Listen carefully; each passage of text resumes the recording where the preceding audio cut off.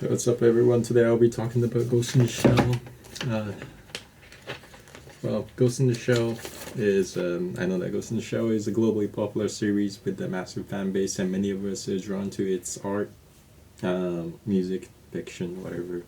Um, but as a Japanese person and a fan of Japanese culture, I wouldn't see many people sharing that deeper context behind the work. So hopefully, if I can bring that, those will be wonderful. And we want to share particularly like what kind of background did it emerge from, what were the social conditions and sentiments back then, and why has it been highly regarded, and how did audiences received it. So through this discussion, I hope to explore these aspects in more depth and provide broader and more contextual introduction to the world of Ghost in the Shell. So there are many questions in the Ghost in the Shell, like what defines human existence, like who are we and what are we, like where we come from and where we're going. Like in the era where like logics, technology, and rationalism dictates so much of our thinking, then like how much can we still trust about our intuition, and how do we justify our decisions and beliefs? These are not just questions we ask in the lessons. These are the central questions of Ghost in the Shell. So today I want to discuss Ghost in the Shell not just as a cyberpunk story, but as a product of Japanese intellectual and cultural landscape. While franchise spans multiple adaptation, I'll be primarily focusing on the original manga series in 1989 by Shiro Masamune, which is this one, and also the movie by Mamoru Oshii in animated movie film in 1995. The versions that most powerfully distills the work's philosophical essences, in my perspective. And these series are great milestones in anime, but like more than that, like it's beyond movie science fiction's deep, and it's a deep meditation of identity, like consciousness, and even the limits of human existence. And then you ask, what does it mean to be human in the world where the technologies advanced and mind can be digitalized, where the boundary between human and machines are kind of dissolving. I assume that all of you guys, or most of you guys, watched one of the standalone complex anime series or 1995 film. But for those unfamiliar, the story is set in the hyper digitalized future where people can directly interface their brains with networks, and protagonist Major Motoko Kusanagi is a high-ranking operative in Public Security Section 9 and tasked with investigating cybercrimes. But Motoko herself is almost entirely cybernetic, and her body is synthetic. So, and even her brain's linked to the network, and only one thing remains beyond the replication is her ghost, and then that trace of herself and self-awareness that something makes her her.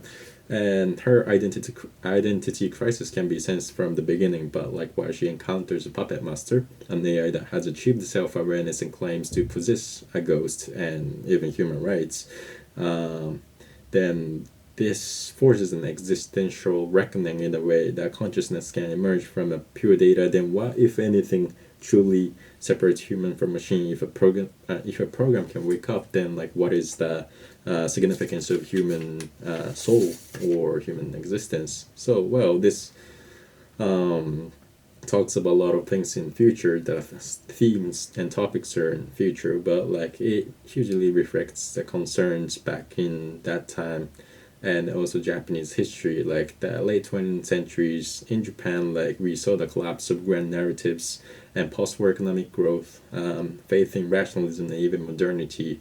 By the 1990s, Japan had become an economic powerhouse, yet like there was something growing awareness that something's been lacked or lost. Ghost in the Shell emerged from that uncertainty and presenting the world where technology had advanced, but the meaning had eroded. And this is where the core question arises: is intuition, what they called ghosts, is something still trustworthy? or she does not give us a no easy answer or direct answer in the movie. However, like it leads us towards a moment of transformation. This is at the climax, so if you don't know, maybe you should skip this part. But like Motoko makes a irrational, I would say more irreversible, but decision, which is to abandon herself and decide to merge with the puppet master, the AI. And it is not a simply act of transcendence, but it's a leap of faith. Step beyond reasoning, data, and even some perspective. It's beyond rationalism or individualism. And Ghost in the Shell is not just about the future, but like it is about people, us. I mean, us. Like I wasn't there back in 1990s, but it was some background of Japanese people, and the connection has still been maintained today, and it reflects anxiety of its time, and but questions are even more pressing today. So I guess we now live in the world where algorithm shapes our perceptions and understanding, even the intelligence, where the digital has become inseparable from the real. So is there anything we can really rely or believe beyond rationalism, technology, logics, reasoning? Like, if so, then what is it? That's the question Ghost in the Shell leaves us with, and this is where we begin. So, Ghost in the Shell. First, I want to dive into the background of Ghost in the Shell, and then Ghost in the Shell. Like, what kind of background did it emerge from? And then to understand that, like, we need to go back in 1989, when the Masamune Shirow first released the series in Young Kaizokuban magazine. Unlike its conventional series, like it's like the magazine release, it's treated as a part of the ongoing manga series, something that has shaped the reader's initially received. Shiro himself was unusual figure still at that time. Like he was known as a meticulous writer, meticulous author. He takes like sometimes took like 2 years to complete one series, which is a lot of time for like writing completing one single volume. However, his approach was reminiscent to the old rental book manga series and creator who created expansive and detailed world rather than simply churning out the episodic stories. So and then when he came up with this, like, yeah, people were surprised because like he was able to complete like this thick manga with his consistent quality in depiction and both information. By the late like 1980s, Japan was the height of economic power, and its pop culture was beginning to reflect technological aspirations, the rise of computer networks and cybernetics, AIs, and those kind of things. That's why, like in the 1990s, like so many like Japanese pop culture, like we were really had rich development with cyberpunks and futuristic like economic bubble vibe um, themed series. So and then Ghost in the Shell was not only one of them. Like, well, it's not exactly like cyberpunk or cyberpunk or like the futuristic cities in like the era we imagined of 1980s 90s, kind of like they were Hokuto no Ken, and then like Akira was more like a movie, but like he has an entire like manga series that's really enriched. And then like also Hokuto no Ken is like really similar with like omoe wo mo shindeiru, that kind of line that like Hokuto is like really built muscular guy. Like it's like the place is set in the apocalyptic like violence dystopian world. And yeah, those three series were the main series or main pieces in 1990s. The context of Ghost in the Shell is like we need to place in the larger evolution of science fiction and cyberpunk.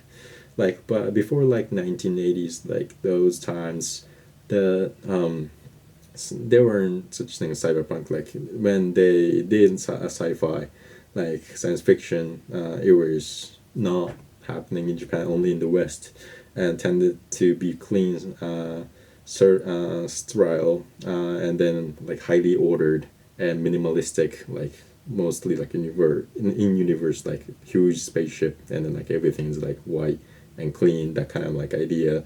But like in 1990s, like 80s, like people started depicting about the world of science fiction, and then cyberpunk, and which were more dense and uh, which were more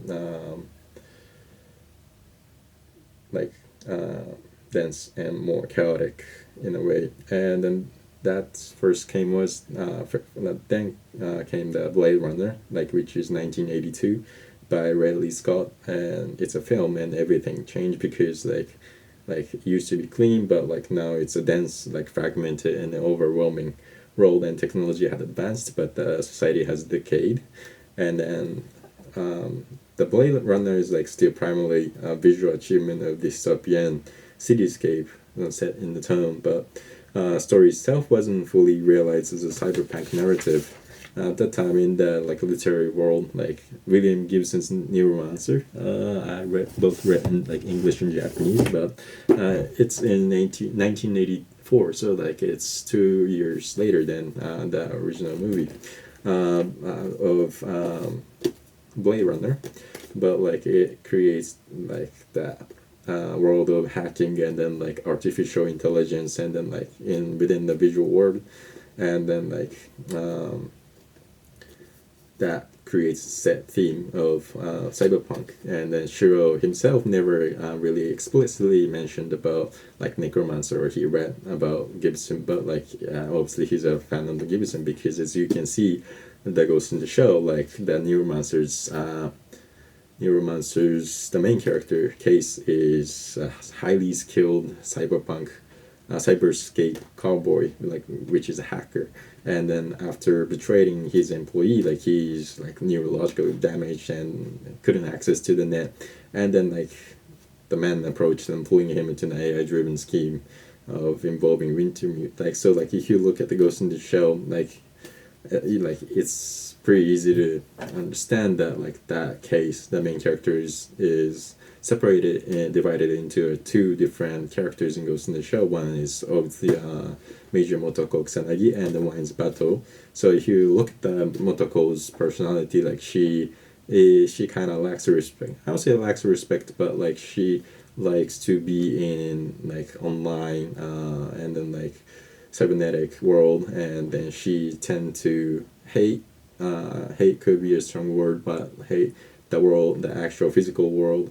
And then she has a bright personality, and then yeah, downplay the importance of again physical world. And yeah, ultimately Case and Motoko both merge with AI at the end of the story, and then Bato is the opposite way, not like a metaphysic, the psychological part, but more like a physical part. Like he is what we call like low body, which is like Case's physical world. So he's like built big, and then like heavy build emphasizes the connection to material world. And he is also cold and detached, but like actually like Bato, he has a huge attachment to the Motoko, but like it's a similar. You get the point. At the end of the day, like major Japanese sci-fi creators were hugely influenced by William Gibson, and then Ghost in the Shell was definitely one of them. And then the effect by Gibson to cyberpunk in Japan was like just it's undeniable. And Ghost in the Shell, like we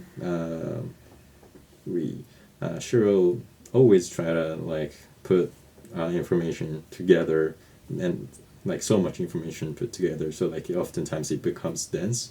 And then but like it was possible. It's because definitely they were first Blade Runner, and then like Neuromancer. So Shiro's work was possible. So like there's a lineage, strong like lineage was there, like Blade Runner, Neuromancer, and then Ghost in the Shell. That was definitely inherited. And Shiro was the first cyberpunk manga artist that like was born in deeply realistic and philosophical complex series. And Motoko Kusanegi's character, and then also like I want to talk about the character design of difference in manga and movie film. And Motoko's character is like more like in manga she was like she was open, she was just bright and optimistic and even playful, but like in film she was like philosophically burdened and serious and even like deeply introspective, or maybe at the point some point like she was even like depressed in a way.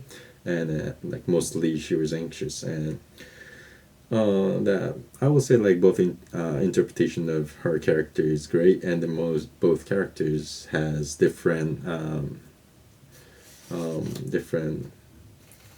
pros and cons, but yeah, like by having two different kind of interpretation and characters, it enrich and strengthens the work of Ghost in the Shell. So um, Ghost in the Shell was like um,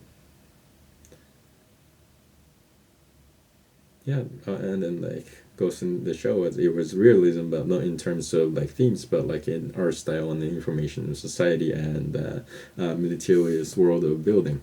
So like for example, like if you look at the like latest chapter of Hunter x Hunter, which by Togashi, like you will see like what I mean. Like he he puts like a lot of dense informations, and then like they're like only what we see in the story is only the part of the iceberg, and then like he puts like a lot of like back settings and themes behind the each characters and stories. But similar things happen in Ghost in the Shell. And then yeah, basically they build that like world view, or like in very similar way. I mean like Shiro, maybe like Togashi is the later one, so the Shiro did the first one. Shiro was the first guy. Like even before publishing Ghost in the Shell, like Black Magic and Appleseed, like Dominion, Orion, and then like most commonly Appleseed, like it looked like newspaper in a way, you know, like it has every footnote or citations or even like explanations almost every pages. And then Ghost in the Shell was definitely, yeah, it has that characteristic in manga, and which we wouldn't see in today's manga. And it, and like people often talk about Oshi's worldview, like political, military, and cybernetic based theme, but like every one of them is Shiro's obsession within intricate knowledge and world building. But this is not only about the concept, but like it is from his interest towards the technologies or real world, and he trying to weave it into his actual works as well. Like so for example, like okay, maybe like we can explain using actual manga, like first page, like as maybe even before the first page, like first of all, these like back these like meticulous like realistic depictions, or the when he this is like when he started to find this way of narrative at that time. This was a Ghost in the Shell was the first one to have actual like really realistic depictions on manga, and this is when he first established. And like as you can see on here, like it says warning, and then like or like caution, like it just like has many explanation and citations. So like if you read that on the same time you read the manga, like it like disrupts understanding and then discourages you to read in a way that like he Shiro himself intended to. So like it's highly encouraged to read separately. And yeah, like it's not, we wouldn't see that today, like, and we wouldn't even see that like citations and stuff. But like as you can see, the first one, like this page, like you might think this is like one small town or something, but like it's actually not. Like this is like the size of entire Tokyo itself. Like it's uh, and this is like why people say like some people say like Shiro's depiction is so amazing that like so for example if you take a look at this, what's the tallest building, like it's here or there, but like in today's world the tallest building is like probably like Burj Khalifa, and then that building's height's like almost equal to like this building, this like mid-size or even like small size building, because it's like I don't know like below 500 floors, and then like this floor is like above like 10,000 floors tall, and well like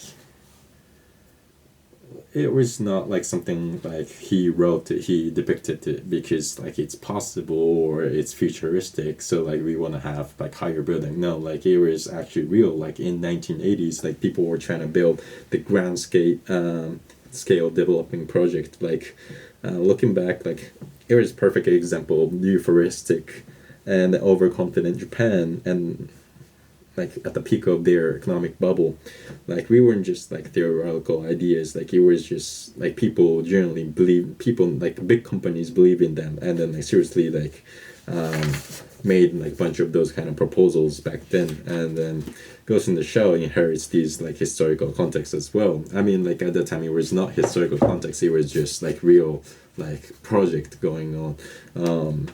So and then like those kind of stuff is called what we call the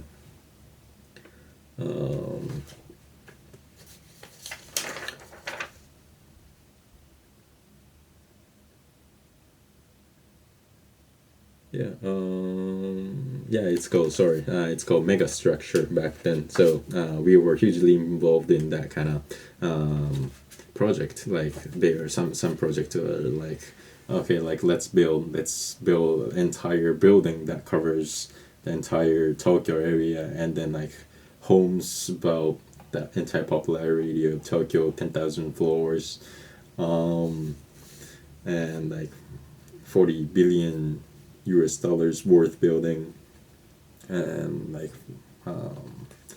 300,000 tons of irons that like the metals they're gonna use, like that was crazy. And then like they weren't like they actually obviously didn't come true, but like they were taking serious, and they did not like deny like these ideas instantly. Like they had that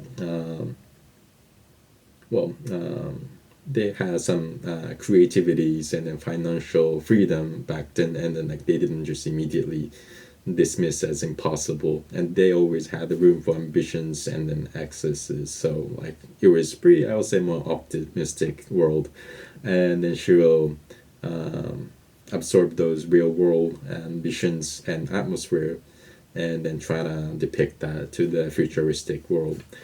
And yeah, that kind of background is there. And also Ghost in the Shell, uh,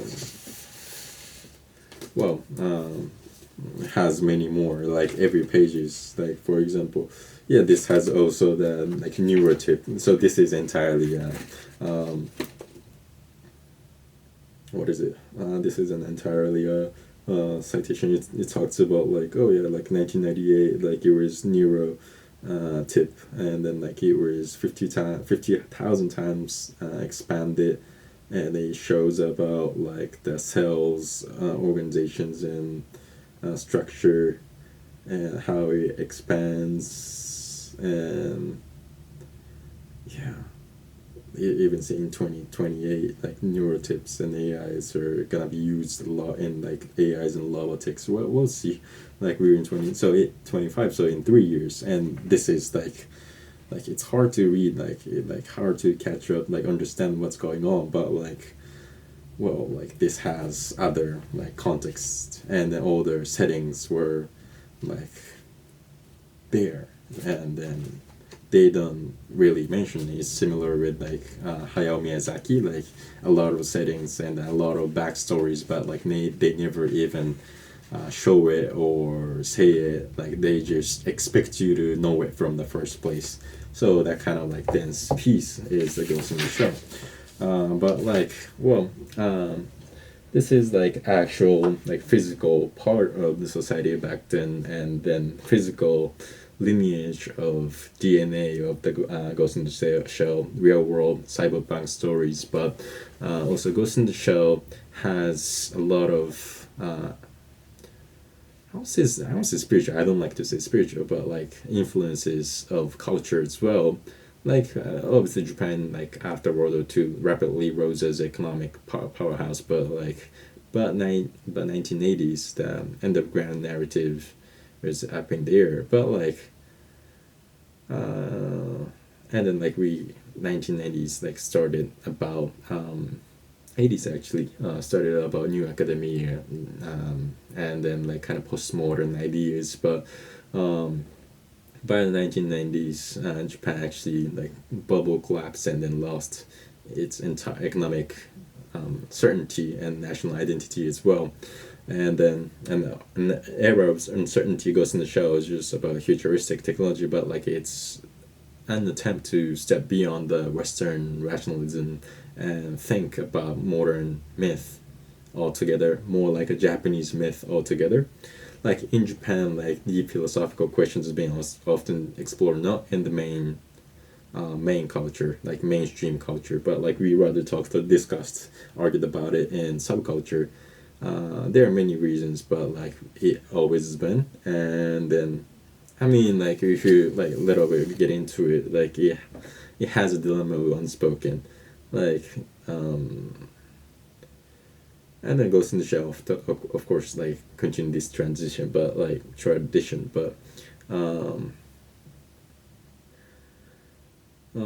by reflecting, so always a subculture reflecting our desire and uncertainty and pressure through like structural act as a mirror. And then ever Japan's culture was increasingly Americanized. Life was becoming more merchandised and goes in the show. This question was like, oh, it meant like show were willing to embrace change, for willing to for going its own path. So Ghost in the Shell is actually depicts try, not trying to like depict realism by like only the dance information, but also the structure as well. Like Ghost in like if you like define Ghost in the Shell features in particular, like what she is filming it uses a dual structure, layer multiple ideas in the historical context and then contrasting the perspectives, but it isn't about complexity, but like it's to enhance the film's realism, making the world natural and more immersive in a way. Like well, like take into intro sequence, Kawaii, for example, like Kawaii Kenji's the making cyborg, the featuring haunting traditional sound of evoking past, but like it's called like minyo kind of Japanese traditional music, but over this like we see the digital computer rendered text as immersed immediate contrast between the ancient and technological, and then juxtaposition of reflection and core theme of the film, and then like tension between information and physical reality, like past and future, and the organic and synthetic. So Motoko's body was like being assembled in a sequence of mirror theme and then symbolize a transition, but like human plays pray to God back then, but now like we create that artificial life or even human by ourselves. So humans are creating human by ourselves. Like these film continuously explore similar contracts and like reality and intuition, or like organic and chemical tradition and innovation. Like the duality isn't just about like stylistic choice, but like it makes the world Goes in the Shell like also, like feel really real. The film plays that perception using tensions, dissonance of several audience, and much like Japanese rituals and practice of the marked transition between different states of being. Like beyond the cyberpunk aesthetics, Goes in the Show is deeply philosophical. Like it shares the lineage of Blade Runner and the works of like Philip K. Dick. I assume that who famously like questioned the nature of reality and identity. And Dick's the man in the high castle was like imagine the alternative history where Japan has won the World War II and then west coast of America is being conquered